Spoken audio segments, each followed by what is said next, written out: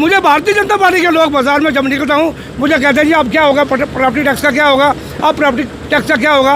Bharatiya Janata party के लोग कहते हैं, वो परेशान हैं सब लोग, लेकिन पार्टियों के अंदर आके वो बोल नहीं सकते हैं, ये उनकी मजबूरी है। लेकिन अंदर से बहुत परेशान है वो, क्योंकि जहाँ पर वो लोग हैं जिनको 50 हज़ार रुपया महीने का टैक्स लगने वाला है, वो शहर के लोग हैं। ये तो इब्तिदा है, इश्क है, आगे आगे देखो होता है क्या। जम्मू कश्मीर में नए नए कवानीन नाफिज किए जा रहे हैं और इससे आवाम को काफ़ी परेशानियों का सामना भी करना पड़ रहा है।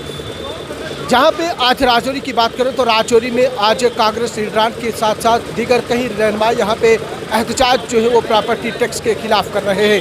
उनका कहना है कि जम्मू कश्मीर में नए फरमान जो है वो जारी किए जा रहे हैं। इस दौरान उन लीडरान का क्या कहना है, आइए जानते हैं इस रिपोर्ट में।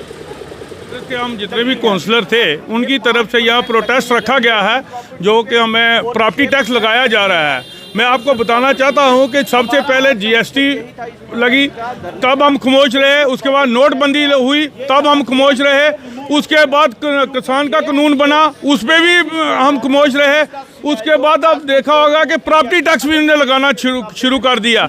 इन्होंने कहा कि ये लोग ऐसे ही बैठे हुए हैं। मैं गवर्नमेंट को चेतावनी दे देना चाहता हूं कि ये जो प्रॉपर्टी टैक्स है, हम लोग बाहर से, कोई थन्ना मंडी से यहाँ आया हुआ है, कोई धराल से आया है, कोई बुद्धल से आया हुआ है, उन लोगों ने अपनी ज़मीनें बेची हैं, करोड़ों रुपए की ज़मीनें उन्होंने लाखों में बेच के शहर के अंदर 3-3, 4-4 मरले, 5-5 मरले जगह खरीदी है। आज का ये जो धरना प्रदर्शन इंडियन नेशनल कांग्रेस के जो काउंसलर्स हैं उनकी तरफ यहाँ पर मेन बाजार में दिया गया है। जिस तरह से सरकार के द्वारा प्रॉपर्टी टैक्स लगाने की घोषणा की गई है, आज आप सब जानते हो कि जम्मू कश्मीर की जो आवाम है वो इस पोजीशन में नहीं है कि वो टैक्सों पे टैक्स भरे।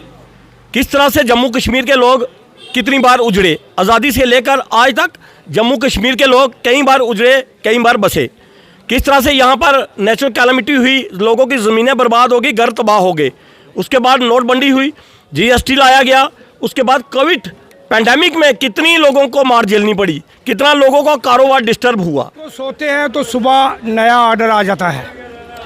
आप इसके पहले आप देखें, हम रात को सोए हुए थे, नोटबंदी का ऑर्डर आ गया, सुबह अफरा तफरी, और उस हाल में जो लोगों के हाल हुए हैं वो आप लोगों ने देखे हैं। उसके बाद हम ये कह दें, एलजी साहब गवर्नमेंट से कह देना चाहते हैं कि अगर वो लोकल होते तो उनको दर्द होता कि ये क्या टैक्स हम लगाए जा रहे हैं अपनी स्टेट पे। वो बाहर के हैं, इसलिए हम गवर्नमेंट को कह देना, चेतावनी दे देना चाहते हैं कि हम ये टैक्स बर्दाश्त नहीं करेंगे, चाहे इसमें हमें कुछ भी करना पड़े, चाहे बार एसोसिएशन की हो, चाहे व्यापार मंडल का मसला हो, हम उसमें शाना बिशाना। कल का जो प्रॉपर्टी टैक्स जो बताया है इन्होंने, ये पूरी दुकानों के ऊपर लग रहा है और मकानों के ऊपर लग रहा है। इसकी मेजरमेंट की जाएगी और उसके बाद जो टैक्स है वो गरीबों के ऊपर लगाया जाएगा। ये अपील करते हैं कि अभी जम्मू कश्मीर में लोग इस पोजीशन में नहीं है, क्योंकि यहाँ पर कोई भी इंडस्ट्रियल स्टेट नहीं है, ना ही कोई फैक्ट्रीज लगी हैं जिससे लोगों को रोज़गार दिया गया है, ना ही कोई इतनी बड़ी बिग सिटीज़ हैं जो वहाँ पर लोगों का बहुत बड़ा कारोबार है। लोग इस पोजीशन में हैं कि वो टैक्सों पे टैक्स भरें।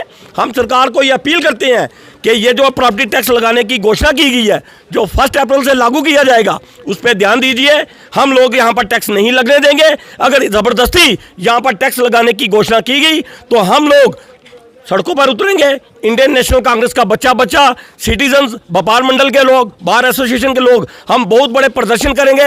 पूरे जम्मू कश्मीर यूटी में प्रदर्शन किया जाएगा।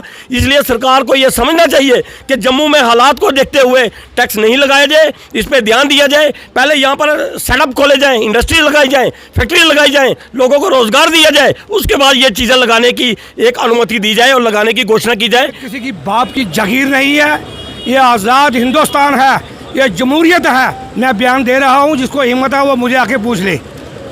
हम पब्लिक के नुमाइंदे हैं, हम पार्टियों के नुमाइंदे नहीं हैं।